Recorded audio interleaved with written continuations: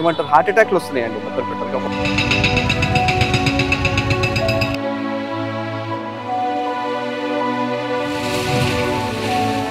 ఇల్లు కష్టపడి కొనుక్కున్నాము, ఇంకా 30 సంవత్సరాల లోన్ ఉంది. ఎందుకంటే ఒక్కొక్క రూపాయి సంపాదించి కట్టిన పైసలు ఇలా అన్యాయంగా ప్రజల ఉసురు మాత్రం ఇప్పటివరకు ఎలాంటి ప్రభుత్వం చేయలేదు. మా ఇల్లును కూల్చివేయొద్దు, ఎటువంటి బుల్డోజర్స్ మా ఇంటి వరకు రావద్దు అని కోరుతున్నాం. మేము మూసి బాధితులమండి. మాకు ఇప్పుడు ఎంత ప్రాబ్లం ఉందంటే డిమాలిష్ చేస్తారు ఇట్లా అని అంటున్నారు. మేము అందరు పట్టా ల్యాండ్లు మావి, ఇల్లులు కట్టుకొని ఇలా చేస్తే మీరు తీసేస్తా అని ఎలా అంటారు? ఫస్ట్ ఆఫ్ ఆల్ ఒకవేళ చేయాల్సింది ఉంటే క్లీనింగ్ అనే ఆ ప్రోగ్రామ్ చేయండి. బట్ ఇంతమందిని బయట వేసి మేము అందరం ఎక్కడికి వెళ్తాము? అన్ని రిజిస్ట్రేషన్స్ అయినాయి, లోన్లు ఉన్నాయి, ఇవన్నీ వదిలేసి 30 సంవత్సరాల లోన్ ఉన్నది వెళ్ళండి అని అంటే మేము ఎక్కడికి వెళ్తాము? మాకు ఈ 2 BHK అనేది అస్సలు వద్దండి మాకు. ఇంకా ప్రాబ్లం ఏంటంటే మెయిన్ లోన్లు కూడా ఇప్పుడు ఇల్లు లేకుండా లోన్ ఎలా కడతాం 30 సంవత్సరాలు మేము? ఇది అసలు ఈ ప్రోగ్రామ్ అనేది మాకు అసలు ఇష్టం లేదు. ఎవరైనా కానీ క్లీనింగ్ ప్రోగ్రామ్ అయితే పెట్టండి. ఇంతమందికి ఇబ్బంది పెట్టి మాత్రం మా కోసం చెయ్యకండి. మేము అసలు అక్రమంగా కట్టుకున్న వాళ్ళం కాదు. ఒకళ్ళు వెంచర్ వేస్తే ఇంకొకళ్ళు కడితే మేము కొనుక్కున్న వాళ్ళం. అన్నీ ఉన్నాయి, ఇది లేదు అనడానికి లేదు, అన్నీ ఉన్నాయి. మేము అసలు అక్రమం అనే మా పేరు మాత్రం తీయకండి. అన్ని మీడియా ఛానల్స్ అన్ని సపోర్ట్ చేయండి మా కోసం. ఇవాళ మా ఇల్లుకి వచ్చింది, రేపు మీ ఇల్లు అంటారు. ప్రజలు కూడా అందరూ సపోర్ట్ చేయాలని కోరుకుంటున్నాను. మా ఇల్లు మాకే కావాలండి. ఇప్పుడు 2 BHK ఇస్తామంటే మేము తీసుకొని ఏం చేయాలండి? అంత చిన్న ఇండ్లలో మా పిల్లల కోసం భవిష్యత్తు, మాకు వేరే ఆస్తి ఏదీ లేదు. ఇల్లు కష్టపడి కొనుక్కున్నాము, ఇంకా 30 సంవత్సరాల లోన్ ఉంది. ఇప్పుడు ఆ లోన్లు పెట్టుకొని పిల్లలు ఎక్కడికి వెళ్తాం మేము? 2 BHK అంటే ఎవరికి కావాలండి? పిల్లలకు అసెట్ ఉంటుంది, జీవితాంతం నా పిల్లలకు ఒక ఇల్లు జాగా ఉంటుందని కొనుక్కున్నాం మేము. ఒకటేసారి ఇట్లా చేస్తే ఏమైపోవాలి? గవర్నమెంట్ అనేది మనకు హెల్ప్ చేయడం కోసం ఏదన్నా బాధ వస్తే వాళ్ళ దగ్గరికి వెళ్తాము. ఇప్పుడు గవర్నమెంటే ఇలా చేస్తే మేము ఎవరి దగ్గరికి వెళ్ళాలి? ఇదండి మా బాధ. ప్లీజ్ మాకు దయచేసి హెల్ప్ చేయండి. ఈరోజు హైదరాబాద్లో హైడ్రా అని పేద పక్షాన నిజంగా పేదల గురించి హైడ్రా ఎందుకు పోతుందో కమిషనర్ గారు రంగనాథ్ గారికి ఒక్కటే హెచ్చరిస్తున్నాం. ప్రజల తరపు నుంచి నువ్వు పెద్దవాళ్ళ దగ్గర వేల కోట్లు సంపాదించినటువంటి వాళ్ళ అపార్ట్మెంట్లు గుల్సు, చెరువులు ఎక్కడైతే ఆక్రమించారో వాళ్ళని గుల్సు కానీ మూసీ నది పక్కల ఉన్న ఎప్పుడో 30-40 ఏళ్ల నుంచి ఇదే కాంగ్రెస్ గవర్నమెంట్ వాళ్ళకు ఏదైతే మూసీ నది పక్కనే ఇల్లు ఇస్తే పట్టాలు ఇస్తే ఇప్పుడు ఇక్కడ వచ్చిన గవర్నమెంట్ ఇక్కడ ఉన్న సాడో సీఎం అయినటువంటి సీఎం రేవంత్ రెడ్డి గారు ఏదైతే మూసీ నది నేను పెద్ద చేస్తా మంచిగా చేస్తా అనే ఉద్దేశంతో ఈరోజు పేద ప్రజలను ఇండ్లు కూర్చోవడం జరుగుతుంది. కాబట్టి దయచేసి హైడ్రాకు ఒక్కటే తెలియజేస్తున్నాం. ఏదైతే రంగారాజ్ సార్ గారు కావచ్చు, సీఎం గారికి పేద ప్రజల బాధ తెలుసుకో, మన ఇంట్లో ఏదైతే ఫ్యామిలీ ఉంటుందో అదేవిధంగా వాళ్ళ ఫ్యామిలీ మన ఫ్యామిలీ విధంగా నీవు ఒక్కసారి ఆలోచించి ఆ హైడ్రాని వెనుకకి తీసుకోవాలని కోరుకుంటూ ఇంతటితో హైడ్రాని వెనుకకి తీసుకోకపోతే రాష్ట్రం మొత్తం ధర్నాలు చేస్తామని మనవి చేస్తూ సీఎం గారికి హెచ్చరిస్తున్నాం. ఈరోజు హైడ్రా గురించి మొత్తం టోటల్గా హైదరాబాద్లో బాగా చర్చ నడుస్తుంది కదా. ఇంత తొందరగా హైడ్రా చేయాలి, ఇదంతా చేయాలి అని చెప్పి ఎందుకు ఇట్లా వచ్చిందో అసలు అర్థమవుతలేదు. ఈరోజు ఇన్కన్వెన్షన్ లాంటి పెద్ద పెద్ద కన్స్ట్రక్షన్స్ మీరు గొలవట్టిరు, దానికి మేము అంగీకరిస్తాం. హైడ్రాని అస్సలు తప్పు పడతలేము, అది కూడా ఓకే అంగీకరిస్తాం. కాకపోతే పేద ప్రజలది ఏదైతే అన్యాయం జరుగుతున్నదో మాత్రం దానికి మాత్రం రేవంత్ రెడ్డి సీఎం గారు మీరు కొంచెం దగ్గరుండి అందరితో చూడాలి. ఎందుకంటే ఒక్కొక్క రూపాయి సంపాదించి కట్టిన పైసలు ఈరోజు వాళ్ళ ఇంట్లో తినడానికి తిండి లేకున్నా సరే ఇల్లుంటే చాలనుకున్న దినమైన రోజులు ఈరోజు మొత్తం టోటల్లో. మీరు చేయండి, దాన్ని తప్పు పడతలేమో మీరు, కానీ కనీసం వాళ్ళ స్థాయి లేనిది, వాళ్ళ ఇన్కమ్ సోర్స్ లేనిది, వాళ్ళ ఏమున్నాయో మీరు గమనించండి. ఫస్ట్ వాళ్ళకు ఒక ధైర్యంగా ఇవ్వండి. ఎందుకంటే మీకు ఓట్లు వేసి సీఎం చేసిరు వాళ్ళు మొత్తం టోటల్గా. వాళ్ళకు మీరు ఒక ధైర్యం ఇవ్వండి. ఏంటంటే నేను ఒక సీఎం ఉన్నా, మీకు ఇక్కడికి నుంచి కాకుండా అక్కడ పోతే మీకు ఒకటి ఏమన్నా ఇంత సపోర్ట్ చేస్తా, ఇది చేస్తా, అది చేస్తా అని వాళ్ళకు ఇంత జాగిస్తా, ఇంత ఇల్లు కట్టిస్తా. డబుల్ బెడ్రూమ్లే అంటే అట్లా కొంతమంది ఇక్కడ బతికి ఎక్కడనో పోయి ఉండడానికి వాళ్ళు ఒప్పుకోరు. ఎందుకంటే ఇక్కడ స్టడీస్ ఉంటాయి, ఇక్కడనే ఉంటాయి, మొత్తం టోటల్గా ఎన్నో ప్రాబ్లమ్స్ ఉంటాయి. కాబట్టి అది మీరు ఫస్ట్ సీఎంగా ఉన్నారు, మీ అందరూ తెలిసి ఈరోజు మూసీకి కానీ ఏదైతే మన ఈ లేక్లో ఎన్నో ఇల్లులు ఇప్పుడు దాదాపు 15,000 ఇల్లులు అని మీరే నిన్న ఏమంటారు చెప్పడం జరిగింది. ఆ 15,000 ఇళ్ళల్లో ఎక్కడ పోతారండి వాళ్ళందరూ మొత్తం టోటల్గా? ఎస్, ఇది చెయ్యండి, లేకపోతే దీనికి ఒక టైం ఇవ్వండి. ఫస్ట్ వాళ్ళని మెల్లగా ఏమంటారు మీరు అన్నట్టు అది RBL సంథింగ్ దానిపైన పెట్టి రీహాబిల్ సెక్షన్ ఏదో సంథింగ్. ఎస్, అది ఫస్ట్ మీరు వాళ్ళని మెల్లగా ఒక ధైర్యం ఇచ్చి వాళ్ళకు ఒక కమిట్మెంట్ ఇచ్చి వాళ్ళొక మీటింగ్ పెట్టేసి ఆల్ పార్టీ మీటింగ్ మీదన్న పార్టీ మీటింగ్ అని పెట్టి వాళ్ళందరి దగ్గరికి పంపించి ఇట్లా కాదు నేను వీడికించి మీకు ఇట్లా ఇస్తాం మొత్తం టోటల్గా ధైర్యం ఇచ్చి ఫస్ట్ వాళ్ళని అక్కడ షిఫ్ట్ చేసి అక్కడ తీసేయండి. అరే ఉన్నంత కాడికి మీరు ఆ ఇంట్లోకి పోయి ఏమంటారు దన్న చిన్న పిల్లలుండి వాళ్ళ తల్లిదండ్రులు ఉండి హాస్పిటలైజ్ పేషెంట్లు ఉండి 9 నెలల ఆడపిల్ల గర్భిణి ఉండే మొన్న టోటల్ వాళ్ళని తీయడం, రేపు పొద్దుగా ఏమన్నా అయితే నేను ఒక అమ్మ ఏమంటారు హార్ట్ అటాక్లు వస్తున్నాయండి మొత్తం టోటల్గా. వాళ్ళకి మీరు ఏమంటారు ఒక ధైర్యంగా ఉండి ముందటికి తీసుకెళ్ళండి, ఖచ్చితంగా అందరు మీకు సపోర్ట్ చేస్తారు. గవర్నమెంట్ నుంచి మేము కోరుతున్నది ఒకటే, ఎస్ వాళ్ళకు ఏదన్నా ఇక్కడ నుంచి అన్న ఇంత మంచిగా జగ ఇచ్చి వాళ్ళకు ఒక ఆనందంగా ఫస్ట్ చూసి దాని తర్వాత మీరు ఏమంటారు డెమాలిష్ చేసేయండి. వాళ్ళ ఇంట్లో ఉన్నంత సేపట్లోనే బుక్కులు తీసుకోకుండా పెన్నులు తీసుకోకుండా ఏం తీసుకోకుండా చేస్తే ఇది అన్యాయం అండి చాలా మొత్తం టోటల్గా.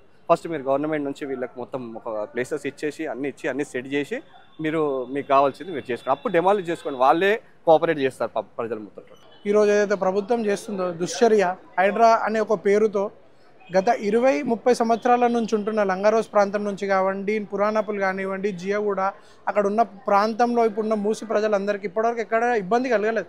కానీ అక్కడున్న గరీబుల మీద ఈరోజు దౌర్జన్యంగా నోటీస్ ఇవ్వకుండా వచ్చి అన్యాయంగా ఇల్లులు కూల్చడం జరుగుతుంది.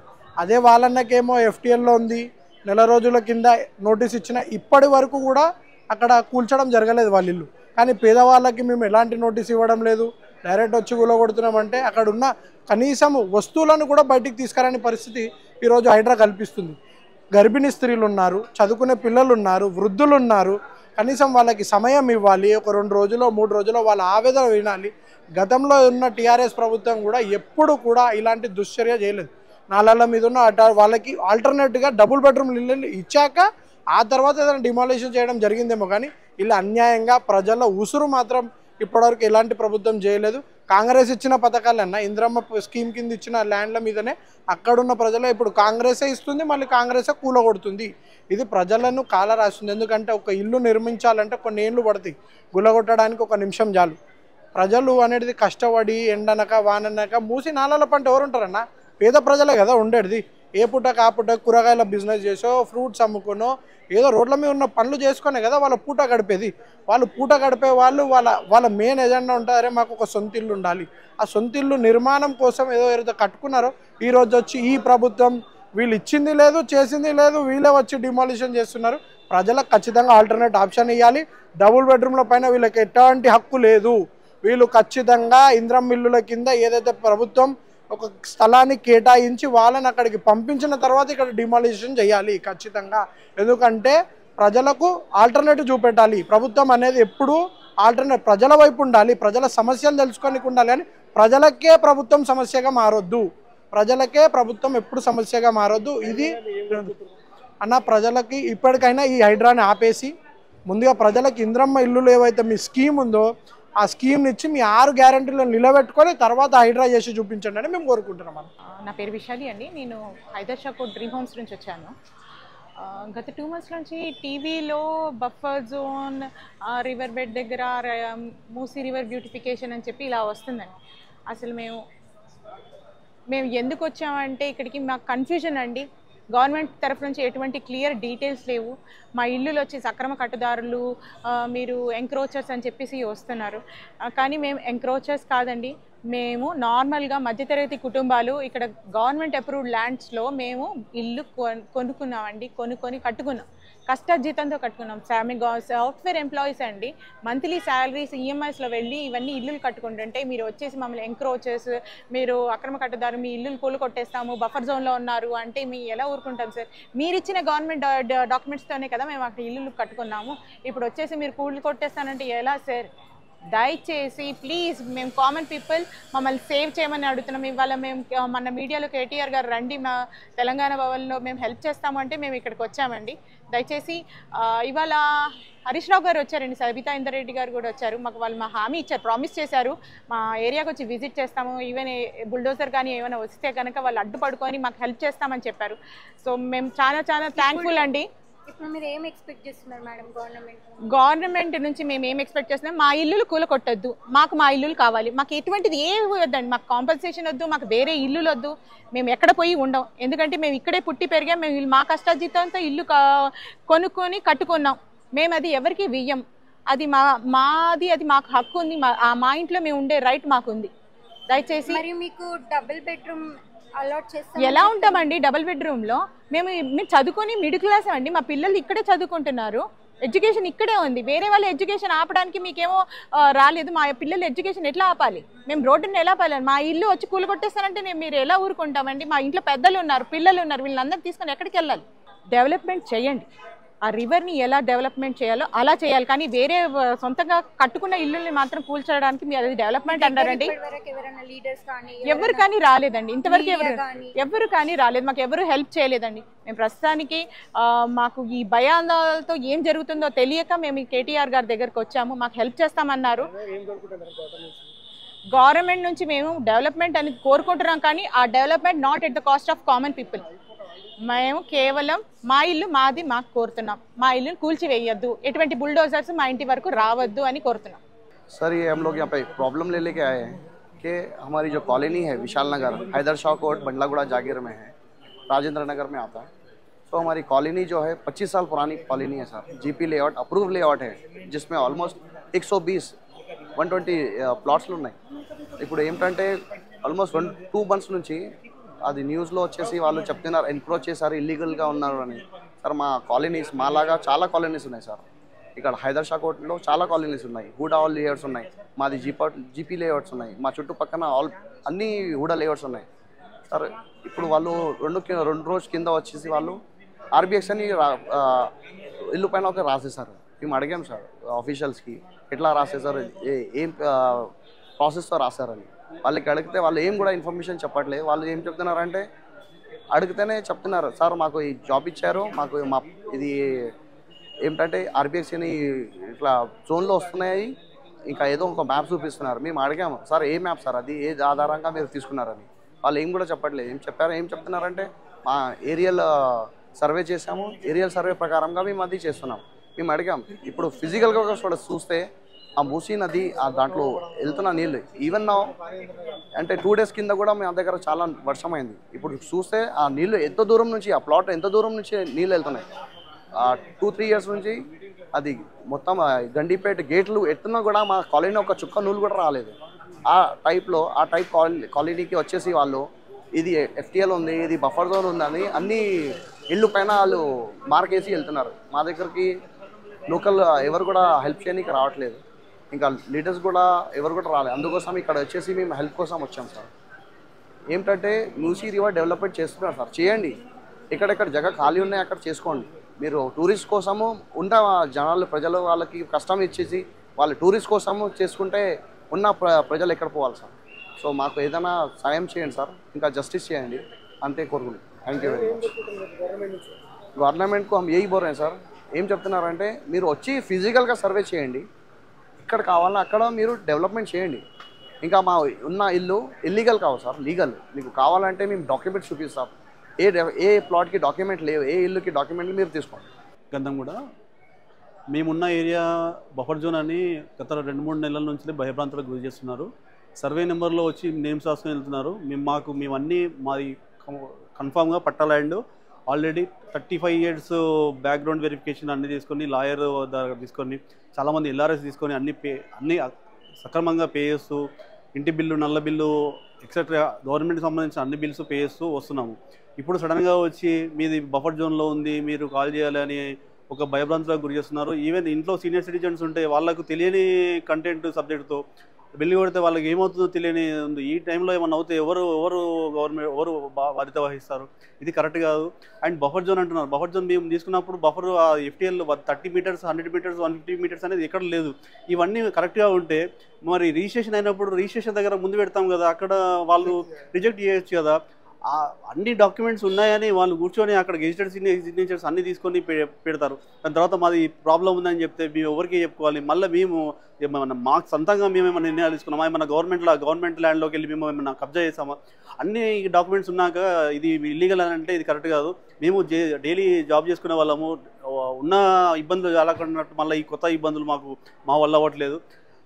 దీన్ని అసలు ఇప్పుడు మేమంటే ఓకే, ఇప్పుడు హైడ్రా యాక్చువల్గా RDA అది వేసిన వాళ్ళ పరిస్థితి ఏంటి? ఇప్పుడు డైలీ లేబర్ అండి వాళ్ళు 500 రూపాయలు 600 రూపాయలు సంపాదించుకున్న వాళ్ళు 5-6 లక్షలు ఇచ్చి ఏదో వాళ్ళు దోమలలో ఈగలలో వాళ్ళు ఒక నివాసం ఏర్పరచుకున్నారు. వాళ్ళ నివాసాన్ని తీసుకోవాల్సిన అవసరం మీకే అవసరం ఉంది. ఇప్పుడు ఒక్కొక్కటి ఏసీ గదిలో కూర్చుంటే కాదండి, గ్రౌండ్ వర్క్లో వాళ్ళని తిరిగితే అర్థమవుతుంది. వాళ్ళ మూసీలో ఎక్కడో వాళ్ళకు అమౌంట్ తక్కువ, ఎవరైనా మిడిల్ క్లాస్ వాళ్ళము తక్కువ ఉన్న దగ్గర ఎక్కడో తీసుకుందాం అంటున్నాం. మీరు 100% ఇది అదే మూసి ఇది అవుతే మీరు అప్పుడే రిజెక్ట్ చేయండి. మేము వేరే కాడికి వెళ్తాం కదా. మేము ఎందుకు ప్రాబ్లమ్స్ ఎవరు తీసుకోవాలంటే నేను కొత్తగా సృష్టించుకోవాలని అనుకోరు కదా. ఉన్న ప్రాబ్లమ్స్ ఫ్యామిలీ టెన్షన్స్ ఇవి కాకుండా ఇవన్నీ చేస్తే ఇప్పుడు నిన్న చనిపోయినారు. ఇప్పుడు ఏదో ఎవరన్నా మనిషి నష్టం అవుతే ఎవరండి రెస్పాన్సిబుల్? గవర్నమెంట్ రెస్పాన్సిబుల్ అవుతుందా? లేకపోతే ఒక పర్సన్ ఇంట్లో వాడు మానసిక స్థితి బాగాలేకపోతే ఆ కుటుంబం మొత్తం నాశనం అవుతుంది. దానివల్ల సఫర్ చేసుకుంటుంటే వాడు డైలీ రెగ్యులర్ విధానం కూడా దెబ్బతింటుంది. ఇది దీన్ని చేయాలని ఈరోజు మేము ఇక్కడికి వచ్చాము. సార్ ఒకటే సార్, ఇది ఇప్పుడు ఈ మూసి ప్రక్షాళన అనేది కాకుండా ఎంతవరకు ఉందో అంత బౌండరీస్ ఒక 6-10 ఫీట్ మంచిగా వాల్ కడితే ఆ వాటర్ వెళ్తుంది. వాటర్ లోపల నీకు ఏది చేసుకోవచ్చు. ఉన్న వాళ్ళని డిస్టర్బ్ చేయకుండా ఏదైనా చేయాలి సార్. ఎందుకంటే గవర్నమెంట్ సరే ఇప్పటివరకు ఏదో ఇష్యూ అవ్వచ్చు, మీ వైఫల్యమో గవర్నమెంట్ వైఫల్యమో లేకపోతే ఎవరి వైఫల్యమో, మీరు అందరికీ అప్రూవల్ ఇచ్చారో అయిపోయింది. ఇప్పటి నుంచన్నా మీరు తీసుకొచ్చిన కాంగ్రెస్ టీం కరెక్టే కావచ్చు, కానీ ఇప్పటి నుంచన్నా మీరు ఉన్న వాటికి గోడ కట్టేసి వాటిని చేయండి. మూసి ప్రక్షాళన కాకుండా మూసి ఫస్ట్ క్లీన్ చేయండి. మూసి ఉన్నది ఎంత డర్టీగా ఉంటుంది, దాన్ని క్లీన్ చేయండి ఫస్ట్. దాన్ని క్లీన్ చేస్తే మీకు అర్థమవుతుంది దాన్ని ఎత్తేందో. లండన్ తరహాలో తీసుకొద్దామని అంటే లండన్కి మన మూసికి సంబంధం ఎలా ఉంటుంది? లండన్లో నీకు నీళ్లు చేయి పెడితే అది తీసుకోవడానికి చాలా బాగుంటుంది. అక్కడ వాళ్ళు అలా మెయింటైన్ చేస్తారు. వాళ్ళ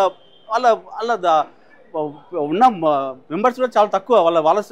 వాళ్ళ దానికి మన దానికి పోల్చుకోలేము. మన దాంట్లో అసలు అక్కడ క్లీన్ చేస్తానన్నా దోమలిగా రాకుండా ఉంటుంది. అవన్నీ చేసి అందరూ కూడా కాంగ్రెస్ ప్రభుత్వాన్ని మంచిగా మెచ్చుకుంటారు. కానీ బట్ నిన్నటి వరకు అసలు సఫర్ అవ్వకుండా వచ్చాము. ఈరోజు మార్నింగ్ వస్తే మనకు TRS భవన్లో మనం హరీష్ రావు గారిని కలిసాము. హరీష్ రావు గారు రేపు వచ్చి మా సైట్ని విజిట్ చేస్తా అని చెప్పారు. అండ్ మాకు ఒక భరోసా ఇచ్చారు, లీగల్గా ఏమన్నా ఇంకా ఎప్పుడన్నా మాకు నోటీసులు వస్తే లీగల్గా మీకు సాధ్యం కాని ఈ విషయంలో కూడా మేము చేస్తామని మాకు ఇచ్చారు. మేము మళ్ళీ 30% ట్యాక్స్ కడతామండి ఇయర్లీ. మేము 30% ట్యాక్స్ కట్టుకుంటా 3-4 లక్షలు కట్టుకుంటా. మేము డబుల్ బెడ్రూమ్ అంటే డబుల్ బెడ్రూమ్లో కూడా పోతారండి. డబుల్ బెడ్రూమ్ మాకోసం నిర్మించారు. అవి ఎవరు లోయర్ కాస్ట్ వాళ్ళు ఇచ్చిన వాటికి మాకు లింక్ పెడితే ఎలా? మిడిల్ క్లాస్ వాళ్ళకు వాళ్ళకి సంబంధం మాకు సంబంధం ఉన్నది. అయినా ఆ గవర్నమెంట్ వచ్చినా ఈ గవర్నమెంట్ మీరు ఎలానే చేసుకోండి. గవర్నమెంట్ విషయంలో మాకు లేదు, ఏ గవర్నమెంట్ అయినా పర్లేదు, కానీ మాకు న్యాయం జరగాలి. ఎందుకంటే ఇవన్నీ ఇచ్చింది మీరే. మీ సిస్టమ్ ఫాల్ట్ని తీసుకొచ్చి మా మధ్యతరగతిలో చేసి మమ్మల్ని డైలీ సఫర్ చేస్తుంటా. ఇది అయితే కరెక్ట్ కాదండి. దీన్ని ఆపాలని కోరుచున్నాను. Thank you.